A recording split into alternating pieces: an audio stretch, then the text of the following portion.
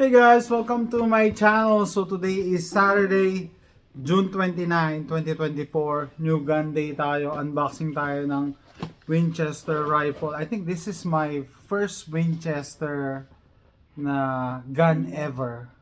Yeah, wala na akong wala na akong Winchester na shotgun, wala na akong anything Winchester. So it comes in a beautiful red box. So usually brown cardboard box lang, no? Bakit ako nag-unboxing? Kasi yung mga baril na binibili ko to online. So hindi ko to nahawakan personally, hindi ko to nakita, no? So maganda i-share sa inyo yung actual experience when you purchase the rifles. So, sabi ko okay yung packaging. So this is the Winchester Wildcat manual and safety notice nandito sa isang package, pula pa din, no? So, nung unang lumabas tong Winchester Wildcat and kino-compare nila to sa Ruger 1022. Sabi ko, ay na, bibili niyan, no? Bakit, parang, sabi nila, ito na yung pantapat sa Ruger 1022. I said, no, imposibleng matapatan nila looking at the specs. And may kasama siyang gun lock. And that's it. Ito na, baril na agad. Okay? Sabi ko na, how can you beat the Ruger 1022? Parang matagal na sa market yan. And then ito, maglalabas ka ng baril panlaban sa Ruger 1022. So hindi ako bumibili. So bakit ako bumili recently? Kasi bagsak na yung presyo. Binagsak na nila yung presyo. Plus, meron pang rebate. Okay, so syempre, anti-gun si YouTube. Hindi tayo pwede magbanggit ng mga presyuhan dyan. Available na to sa Pilipinas, by the way. Available to, kasi matagal na to sa market. I don't know, 2 years? 2-3 years na ba to sa market? Mamaya, sabihin ko sa inyo, if it's a good option, kung ayaw nyo mag-spend that much money on a Ruger 1022, kung eto ba pwede nang pamalit. Okay? So, ang kuha ko dito sa US is 180 clams. 180 clams. 180 credits na lang, sabihin natin. 180 credits. Okay? Para hindi tayo ma-sensor, hopefully, ni YouTube, no? 180 credits.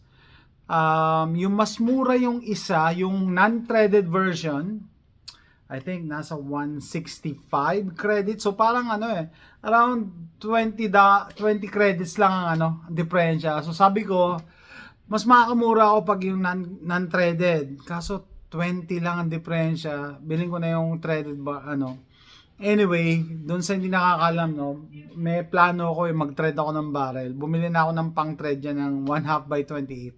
Pero sabi ko, kung 20 lang ang diferensya, might as well just get the threaded version. So may kasama pa siyang thread protector, 1/2 by 28. Okay? So yan na, 180 plus pa, 'di ba? Sabi ko sa inyo may rebate ngayon. Hinabol ko yung rebate last minute ako bumili. So 30 credits ang rebate. So 180 minus 30, parang 150 lang to. So saan ka pa? Talagang binagsak nila yung presyo. Why? Because nobody's buying. Walang pumibili. Hindi nila pwedeng tapatan talaga Ruger 1022.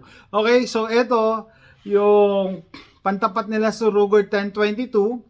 It has all the upgraded specs. Upgraded siya. Mas upgraded pa siya sa Ruger 1022. Gawa siya sa Turkey. No? Kaya siguro mura ang rin nila, cost of goods. Plus, ang medyo hindi maganda rito as compared to a Ruger 1022, yung frame niya mismo, yung upper frame niya is made of polymer. Diba? May iwas tayo sa polymer, diba?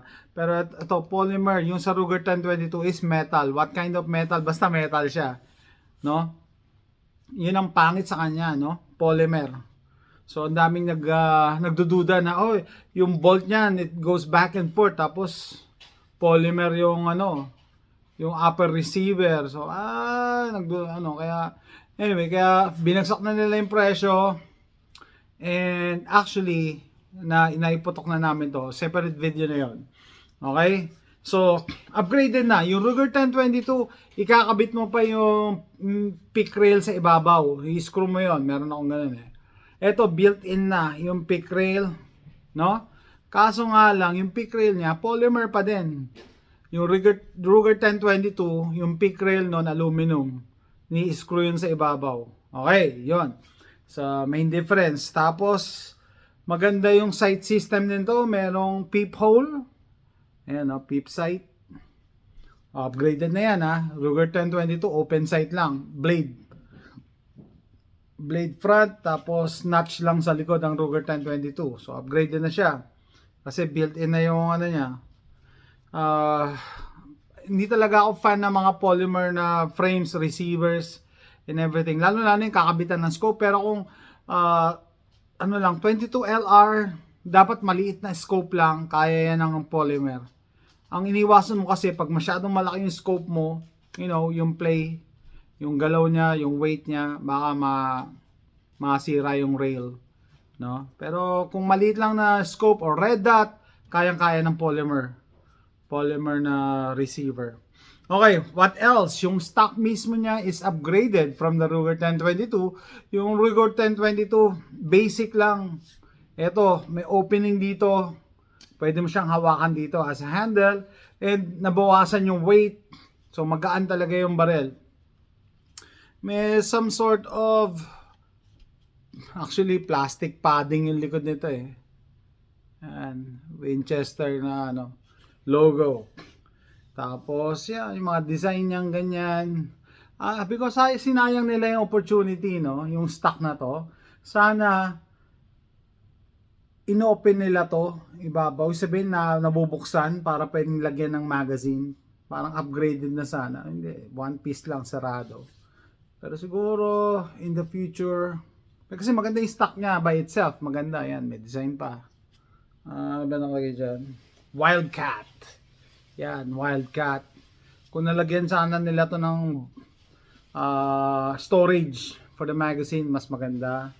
Ito, meron ding design. Okay, ano pa? Ang upgrade nito, yung magazine nito. Yung magazine nito, nagla-lock back sa last round. Okay, pag naubusan ka ng bala, yung ano niya, yung bolt niya nagla-lock sa likod, no? Basic 'yan na hinahanap ng mga gun owners. Bakit? Kasi pag nagsalpa ka ng bala, mas madaling mag-engage, madaling bumalik into action. Okay? Hindi mo na kailangang i-release mo lang yung ano. So, pag naubusan ka ng bala using the magazine, yung slide nito may stuck sa likod. Yan.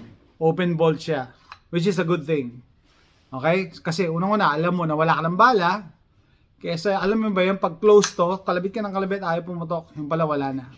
Diba? So, mas maganda na nagla-lock back siya sa likod. Dito, sa likod. Sa last round. Tapos, yun nga, yung magazine niya, kopya ng Ruger 1022 pero upgraded na din. Okay? Yan siya. Yun ang nagkukos ng lockback. Upgraded na. May metal feed lips naman. Metal. Yan. So, yan. Nakakadagdag yan sa reliability. Yan yung nag-hold sa bolt. Kaya nagla-lockback. Tapos, merong assist. Yan, iti-turn mo kung nahirapan ka mag-load, iti-turn mo yan. Pero 22 lang to eh, dapat di ka mahirapan. Tapos, ano pa ba? Basically, yun ang upgrade niya eh. Nag-hold siya ng bolt sa last round. Yun ang kinaganda ng ng Winchester Wildcat. Sorry. Gumagamit siya ng Ruger 1022 mags. Pero pag gumamit ka ng Winchester Wildcat na magazine, nagla-lockback siya sa likod. Pero kung gusto mo gumamit ng Ruger 1022 mags, ito BX25 to eh. Yan. Gagana pa din siya. Yun nga lang, hindi siya magla-lockback sa huli. Anyway, hindi tayo pwede magpakita ng mga pag-insert na yan. Ayan. So kung may mga Ruger magazines ka na, Ruger 1022 mags, Ruger 1022 mags, pwede siyang gumana dito sa Winchester Wildcat. So kita nyo talaga, ang tinarget niya talaga is Ruger 1022. no? Which is a good thing kasi ang dami ng magazines na available. So yung Winchester Wildcat, ito lang ang kanilang magazine, no? Wala silang mahaba na magazine, so pwede kang gumamit ng Ruger 1022. Problema lang hindi siya nagla-lockback sa huli. Okay, pero magagamit may mga high cap nila. Meron pang dalawang BX25 na magkadikit eh. Meron din ako noon, no? So high cap pwede. So yan, in-upgrade niya talaga yung Ruger 1022. What else? Yung release. Yung release nito, sabi ko, di ba, hindi tayo pwede magpakita ng mga paglo-load na ganyan. Alam niyo naman. Pati yung magazine release upgraded. Bakit? Dalawang paraan para ma-release mo yung magazine. Ito, push it down, makukuha mo yung magazine mo. 10 rounds to, YouTube Or yung side, itong pula, hilahin mo lang pababa, yun. Ma-eject din. I don't know, kailangan mo ba yun? Pero, well, upgraded. So, dalawang option. Either doon nga or dito sa side. And, pag nag-lock back, yan nag-lock back. Diba? Kasi, yung magazine nila gamit ko. Yan, open bolt siya. Meron ditong device to push it. If you push it down, mag-move forward yung bolt. Okay? Pagka may bala ka na. Wala akong bala eh. Ayun, kahit pala walang bala, pwede. Basta ipupush mo lang to. So, nag-ano ka, nag-lock back, nag-insert ka ng bagong magazine na may bala. So, imbis na ikasa mo siya, pe-press mo lang to pababa.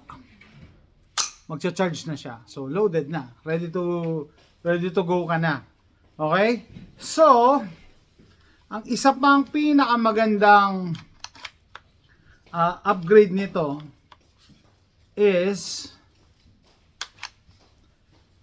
hindi mo kailangan ng tools para i-take down siya. Ipipress mo lang tong button na pula. Hindi mo yan mamimiss. Kitang-kita pula. Mapaghihiwalay mo na. So, syempre, toolless design, di ba? Siyempre, hindi na naman natin pwede ipakita. Sandali hindi natin ito pwede ipakita rin eh. Tignan ko lang kung kaya ko. Pero hindi ko pa ito nagagawa. Maganda kung meron kang pantusok eh. Okay? Tutusok mo doon na masira yung kamay ko. Yung daliri ko. Anyway, so tutulak mo lang yan papalo, mapaghiwalay mo na yung upper tsaka lower receiver. Wala kang tools, ibig sabihin, hindi mo kailangan ng screwdriver. Sabi mo, akala ko ba walang tool, ba't ayoko lang kasi masira yung kuko ko eh. Pagka habang pinag-aano ko to eh. Wala Tetry ko, never ko pang nagawa. Safety pala, crossbolt safety, parehas ng Ruger. Crossbolt, red is dead. So, safe yan. Hindi ko pa alam kung kaya ko. Saan pala pinractice ko. Bago pa kasi. Anyway, ayoko lang puwersahin. Pero, yan, pipress mo lang yan papaloob. Ay, nako. Mapapano yata ako. Tapos dito yung logo ng Winchester. Sana nabubuksan din yan para makapaglagay ka ng compartment, no? Mag-iwalay na eh. Dali lang ako eh. Ayoko lang kasi ma-persa yung daliri ko.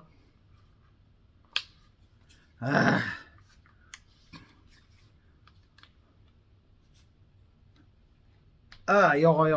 Hindi natin papersahin. Basta yan, mapag-iwalay mo siya upper and lower. Okay? So, mas madali siyang linisin. Madali siyang linisin kasi ipipress mo lang tong pulang button na yan. Medyo matigas Medyo may spring kasi. Okay? So, ano pa? Threaded barrel. Yan. So, yung yung stock niya, the whole stock, It's an upgraded stock as compared to a stock Ruger 1022. Kasi yung Ruger 1022, wala, black lang na ano, para lang siyang hunting stock. Ito, parang tactical stock na din. May mga grooves in the right places. Ito pala, baka akong makalimutan. So, kung gusto nyo maglagay ng accessories dito, meron siyang nakatagong pick rail sa ilalim. May ano din gusto niya bago pa to ay yun lang. Ayan, pick rail. So sling or lagyan nyo ng tripod, bipod. Yan, yun lang nga napaka flimsy ng cover nila. Yan, balik na siya. Okay, what else? I think that's it. Okay, so nung nakita ko to, sabi ko, sige na nga, let me try it, bilhin na, napakamura na And then pinutok namin to, first time, and nagustuhan ko siya, no?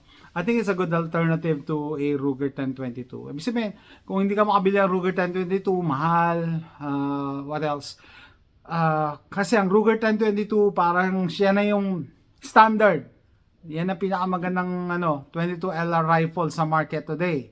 And para rin siyang Honda Civic kasi kung gusto mong i-upgrade, ang daming pwede mong ibili na ilagay na parts diyan. Ito very basic, wala akong makitang available na aftermarket support, pero as is, wala ka na namang papalitan dito Wala ka nang papalitan dito. Maganda na yung stock niya. Tapos yung magazine niya, pwede kang gumamit ng Ruger 1022. Tapos, what else? Yun na nga, meron na siyang last round bolt hold open. Tapos, maganda na yung peep sight niya. Sabi ko nga, baka hindi ko na ito lagyan ng, ng scope. Hindi ko na ito lalagyan ng scope. Okay na sa akin itong peep sight. Peep sight. Okay na. Tapos, threaded barrel pa. In the future, kung gusto mong gumamit ng muzzle brake, or suppressor, pwede na. Okay? Pero okay lang din sa akin kung hindi threaded barrel, no? Kaso, sabi ko, why not? 20 lang ang diferensya nila. Why not? Tapos yung charging handle niya, parang kaparehas ng Ruger 1022. Parehas Parehas yung size. Hindi ko lang alam kung pwede siyang palitan ng Ruger 1022 na charging handle, pero okay na yung ganito Hindi naman siya mahirap i-charge. Hindi naman siya mahirap ikasa. And I think that's it. No? Sabi ko kanina, pakita ko yung anyway. So, hindi ko pa pala na-mention, free float yung barrel niya. Ibig sabihin, yung barrel hindi nagtatouch sa stock. Pwede kayong magpadaan dyan ng papel. Yan, hindi yan magtatouch na. Pahingin isang papel. Yan papel na taas. Yung manipis lang. Hindi, papel, hindi matigas Hindi. Yung yan. Yan, pwede na yan. Okay. So, naisip ko lang na baka kasi, para ma-test nyo kung free float. Yan, dito pala pakakita. Ayan,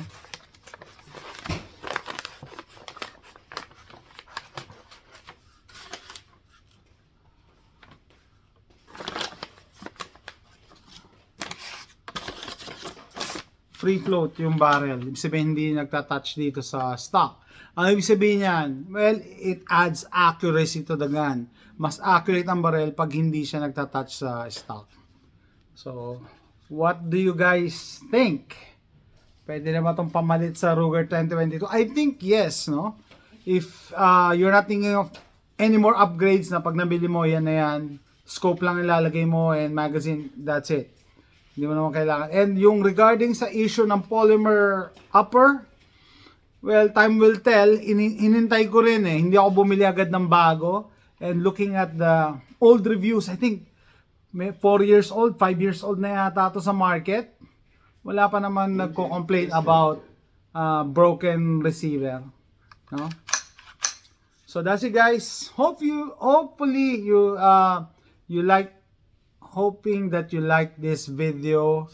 Please share and comment down below what you think, no? Pwede na ba pamalit sa Ruger 1022? Well, if you have the money for the Ruger 10, why not? Okay, parang maganda lang tong alternative option, lalong-lalo na kung mura nyo makukuha, like what I did. Sobrang mura na kasi, so parang it's a no-brainer not to get one. That's it, guys. Thanks for watching. Bye. Okay, guys, hindi ko tatapusin, hindi ko napakita yung takedown niya, pero syempre ayaw pa rin ni YouTube ng pinapakita yung pagbabaklas. So gumamit ako nito, no? Sabi ko toolless. Kaya naman ang daliri, pero ayoko lang masira. Pupush nyo lang yung yung red button. Make sure that the gun is empty. Pull the trigger. Dapat nasa fire mode siya. Huwag sa safe. So pupush lang natin, tapos hilain lang natin trigger guard pababa. Madali lang siya. Ayan, hiwalay na. Anyway, sabi ko hindi rin naman pwede ipakita eh. Tapos ito yung buong trigger group. May kasama siyang hex tools, no? Kung gusto niyo pang baklasin yung barrel in the future, no? Pero yan, assist na. So, ang dali nang linisin. Tapos, ito na. And, ang maganda rito, pag nagsasight ka, silip ka lang dito sa butas. Makikita man ako naka-zero ka. No, lalo na kung nag-install ka ng scope, or mismo, yung iron sight mo, kung naka-zero, tatapot mo lang sa isang object. Yun. Sa pagbalik naman, ganun lang din. Ilulusot lang din. Yan, sabi ko. Yan, ganyan lang. Hindi pwedeng ipakita kay YouTube. Nag-snap lang siya. Yan, ang bilis.